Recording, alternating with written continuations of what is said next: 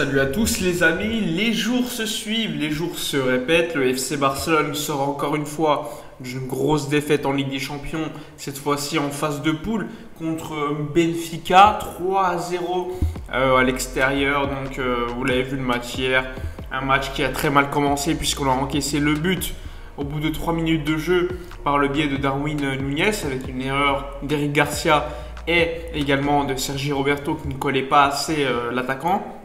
Ensuite, le Barça est revenu dans le match, mais a loupé beaucoup d'occasions. Il y a eu à un moment donné une passe de Pedri, il y a eu quelques passes de Frenkie de Jong, mais pas d'efficacité devant. On avait un Luc de Jong assez inutile. Et ensuite, pendant tout le match, on peut le dire, le Barça a été plutôt inoffensif par la suite. Un Barça qui avait beaucoup de mal pour se créer des occasions. Un Barça qui a dû passer rapidement avec un Frenkie de Jong en défense centrale alors que c'était le meilleur joueur du match selon moi avant cela puisque Piqué était sorti. Et donc le Barça a continué à rien faire, à rien créer, etc. Et à la fin, Benfica a mis 2 buts, dont un penalty, mais c'était clairement mérité pour l'équipe portugaise. Alors ce match résume un petit peu la situation du Barça de toute façon depuis déjà quelques mois. Une équipe qui ne crée pas beaucoup de jeux, une équipe qui encaisse des buts très facilement. Le dispositif, je ne le comprends pas parce qu'il change tous les matchs. On était à un 4-2-3-1 contre Levante, ça s'était plutôt bien passé parce que les joueurs étaient bien placés sur le terrain, il y avait quand même du rythme, il y avait du bon pressing. En face, c'était que Levante, mais rappelez-vous que contre Granada et Cadix, c'était pas ça. Et là, contre Benfica, on revient à un 3-5-2 avec quasiment le même 11 que contre le Bayern Munich. Et vous avez vu le résultat contre le Bayern Munich. Donc pourquoi remettre le même 11 avec tes joueurs qui forcément n'ont plus les qualités qu'on attend au FC Barcelone. Déjà que l'effectif n'est pas super bien construit. Si en plus de ça, tu remets le 11 qui avait failli au Camp Nou contre le Bayern Munich, contre Benfica, moi je comprends pas. Alors c'est ce qui s'est déroulé hier. L'équipe, malgré un bon match contre Levante, a refait une prestation horrible. Et Ronald Koeman en conférence de presse a encore dit que c'était un bon match. Moi je comprends pas. Il a dit que jusqu'au 2-0 le Barça dominait, etc. Mais bon, c'est Benfica en face. Comment tu peux prendre un 3-0? Comment tu peux être aussi mauvais? Et encore une fois, ok, moi je peux comprendre, tu peux perdre un match. C'est pas un souci de perdre un match. Mais ce que tu ne peux pas perdre, c'est le style. C'est le fait de créer des occasions, c'est le fait de vouloir marquer. Le Barça en Ligue des Champions cette saison, c'est 0 tir cadré. Comment on peut expliquer cela? Moi, à partir de ce moment-là, si le coach sent qu'il ne peut pas apporter des choses positives à l'équipe, il démissionne. Sauf que Koeman, lui, il ne veut pas démissionner. Il veut également ses indemnités. C'est un jeu de dupes. La direction du Barça veut s'en débarrasser. Lui, il sent que la direction du Barça ne compte pas sur lui. Donc, il veut quand même rester seulement parce qu'il sait que la direction va s'en débarrasser pour obtenir ses émoluments. Donc, ce qu'on sait, c'est que la direction du Barça, en revenant de Lisbonne dans l'avion et ensuite dans les bureaux jusqu'à 4 h du matin, ils ont fait une réunion. Quelle réunion? Je ne sais pas, mais ce qui se dit, c'est que pendant la réunion, ils ont parlé du futur coach. Mais il n'y a pas besoin d'une réunion jusqu'à 4 h du matin pour savoir quel coach il faut pour le Barça. Il faut se débarrasser rapidement de Koeman parce que depuis l'été, c'était invivable. Ronald Koeman savait que la présidence ne comptait pas sur lui. Donc à partir de ce moment-là, les bases n'étaient pas saines. Ça, on le dit depuis déjà quelques mois.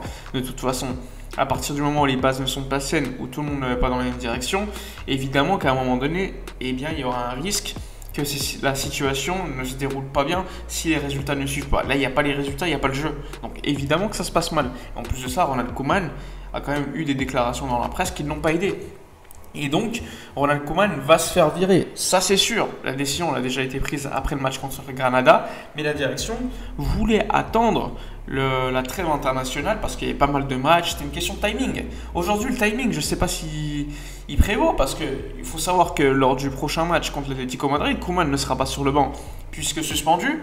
Et ensuite, c'est la trêve internationale. Donc, est-ce qu'il faut attendre ou pas? Aujourd'hui, le Barça va encore se réunir. La direction a déjà fait son choix. Ronald Koeman va partir. Maintenant, pour qui? Il y a les rumeurs Pirlo qui serait le coach préféré de Joan Laporta, sachant que Pirlo lui rappellerait Rijkaard, c'est-à-dire un coach ayant eu un échec, mais ensuite qui aurait réussi. Moi, je pense encore une fois que ce n'est pas le coach qu'il faut au Barça. Il y a également Xavi Hernandez qui fait l'unanimité quasiment dans le board, dans la direction. Néanmoins, On peut se demander encore une fois si Xavi arrive dans une situation parfaite pour lui, parce qu'on le sait, Xavi Hernandez aurait voulu arriver dans un club beaucoup mieux construit, évidemment. Et ensuite, tu as Roberto Martinez, le coach de la Belgique, qui lui est soutenu par Jordi Cruyff, mais le style de jeu pose question dans le board. Donc pour l'instant, 3 hommes, vraisemblablement. Moi, je pense que ce sera Xavi Hernandez, je ne vais pas me tromper, évidemment. On verra bien ce qui va se dérouler sur le nom du coach, mais de toute façon, le premier problème du Barça, c'est pas forcément le coach. Le problème actuel du Barça, c'est bien plus large que cela. Même si le coach est un problème, ce n'est pas le problème. Il faut faire une petite nuance sur cela. L'effectif n'est pas bien construit. Les joueurs n'ont plus le niveau pour le Barça. Quand je vois la déclaration de Busquets après le match, qui explique que la facilité de se débarrasser du coach, bah oui, mais les joueurs ne sont pas au niveau. Et Busquets n'est plus au niveau depuis des années en Ligue des Champions. Et moi, je ne comprends même pas comment il est encore titulaire aujourd'hui. Moi, je trouve que c'est bien de vouloir reconstruire l'équipe. Mais si, à côté de ces jeunes joueurs, tu mets toujours les mêmes vétérans qui n'ont plus le niveau pour les matchs de Ligue des Champions, eh bien à la fin, c'est toujours la même chose. C'est des joueurs qui ont été présents lors de toutes les déroutes, que ce soit contre Rome, que ce soit contre le PSG en 2016-2017 malgré le retour, que ce soit contre Liverpool, que ce soit contre la Juve l'année dernière. Enfin bref, il y a tellement eu de matchs qu'on ne peut plus les compter, le Bayern, etc. etc. Eh bien, c'est toujours les mêmes joueurs qui sont présents. Il faudrait peut-être se poser la question. La ligne défensive, c'est souvent la même. Piqué, même si Piqué sort assez tôt dans le match hier. Il y a également Marc-André Ter Stegen. Mais qu'est-ce qu'il nous fait hier? Quelle sortie il nous fait? Il n'est pas décisif également sur ses arrêts hier. Et c'est assez malheureux parce que Ter Stegen a vraiment décliné. C'est plus le même Ter Stegen qu'il y a quelques saisons. Et ça, on le disait déjà depuis quelques temps. Et ensuite, évidemment, le milieu de terrain est une faillite collective parce que le milieu de terrain, c'est censé représenter le cœur de l'équipe. Malheureusement, quand le milieu de terrain n'est pas aidé par les mouvements des attaquants et qu'en plus de ça n'est pas aidé par la solidité de la défense, eh bien le milieu de terrain est souvent exposé et malheureusement c'est ce qui se passe quand les milieux pressent. Les défenseurs souvent ne montent pas assez, ce qui crée un espace entre les lignes beaucoup trop élevé et les équipes adverses en profitent. Et ça c'est également un problème parce que sur le papier, quand tu vois Frenkie de Jong, quand tu vois Pedri, quand tu vois Busquets, tu peux quand même présenter un meilleur match que cela. Malheureusement, c'est plus le cas.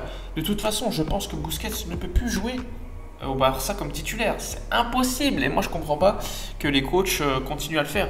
Et c'est ça le problème pour moi d'un Xavi Hernandez. S'il arrive, est-ce qu'il va mettre sur le banc Busquets, Piqué, etc., etc. Ça, c'est une vraie question, une vraie problématique qu'il y aura parce que c'est bien beau de vouloir reconstruire, mais reconstruire avec des fondations qui sont déjà déficientes, c'est reconstruire un appartement qui pourrait chuter à tout moment. Donc pour moi, ça serait une erreur de recontinuer avec les mêmes. Pour moi, l'événement le plus important de toute façon, je l'ai déjà dit, c'est le mercato d'été l'année prochaine. Il faudra faire des choix décisifs, il faudra recruter des bons joueurs, des joueurs confirmés et non plus des promesses. Il faut arrêter avec les promesses. Les promesses, tu les fais venir quand tu as un effectif bien construit. Là, c'est plus le cas. Il faut faire venir des joueurs confirmés. Et malgré les finances du club, je pense qu'on pourra faire quelques joueurs intéressants. Et il faudra évidemment, au-delà de ça, un coach avec un vrai collectif, avec une construction d'équipe, avec l'animation offensive, défensive, etc. qui pourrait quand même améliorer certains joueurs parce qu'aujourd'hui, les coachs du FC Barcelone n'améliorent plus les joueurs.